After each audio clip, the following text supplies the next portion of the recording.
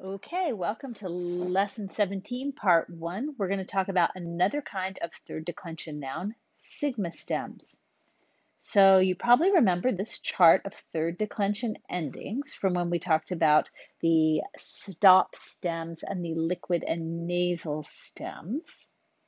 And we're going to use these same endings for the sigma stems. So first, the masculines and feminines.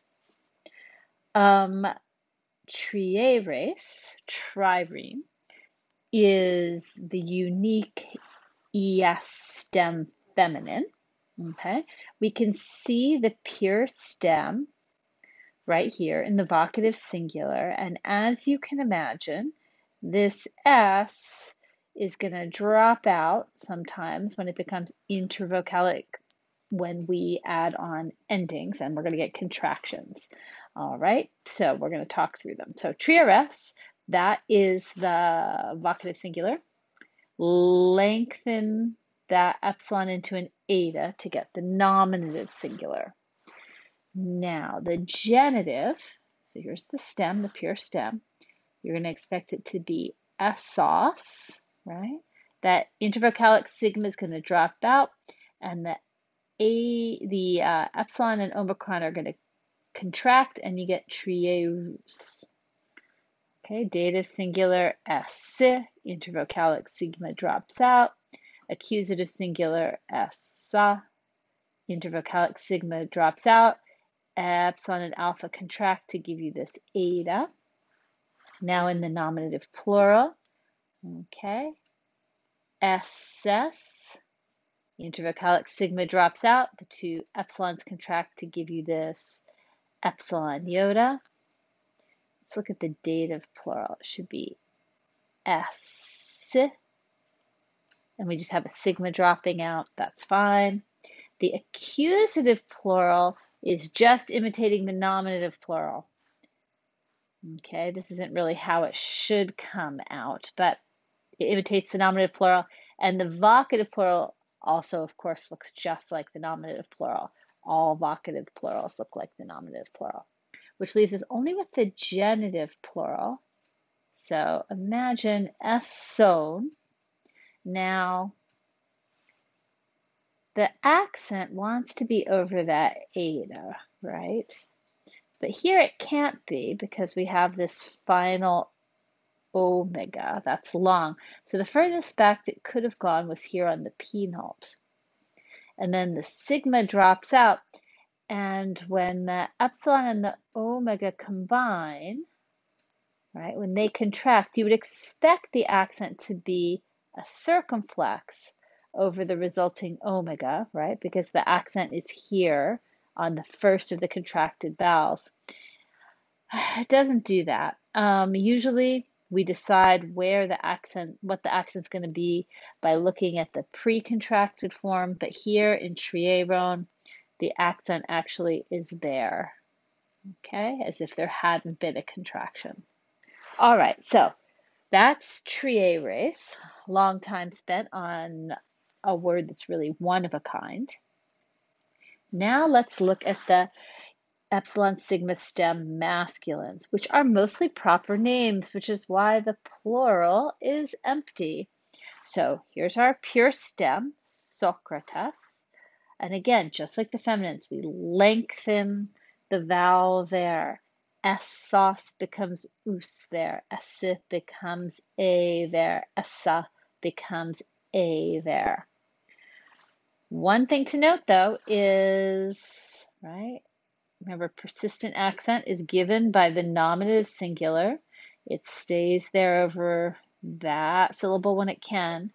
But for these epsilon sigma stem masculines, in the vocative singular, the accent is recessive. So you look at the last syllable, it's short. So here the accent can go back to the antepenult. Okay, so the vocative singular for these epsilon sigma stem masculines is recessive. All right, so here are the neuter endings we met in lesson 16 when we looked at the stops and the liquid nasal stems. Okay. here is epsilon sigma stem neuters. Okay, so here is the pure stem here, but with the epsilon turned into an omicron. We're going to see the effects of this stem, though, in all the other cases.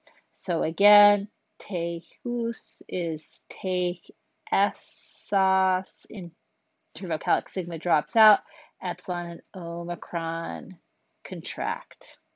All right, S, intervocalic sigma drops out, Essa, intervocalic sigma drops out, we get an eta,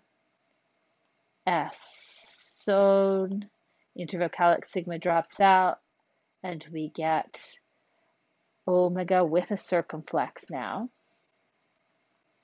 S, intervocalic sigma drops out. And of course, the accusative plural and the vocative plural look like the nominative plural because it's a neuter.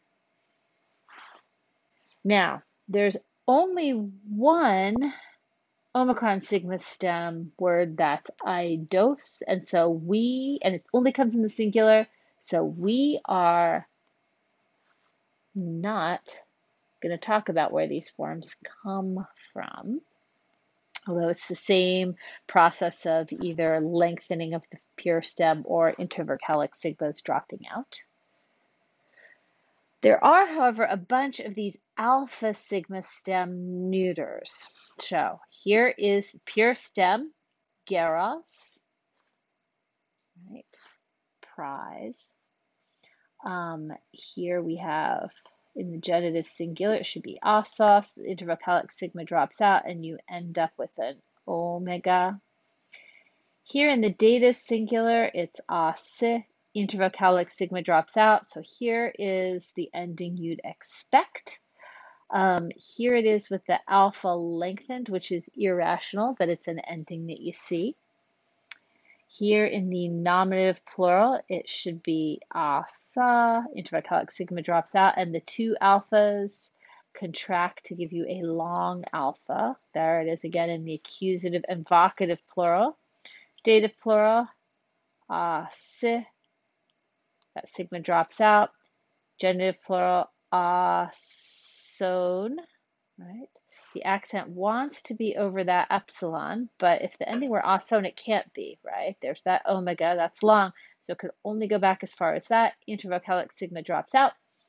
That alpha and the omicron the alpha and the omega combine to give us an omega there with a circumflex because the accent was over the first of the contracted vowels. And that is it for the sigma stems.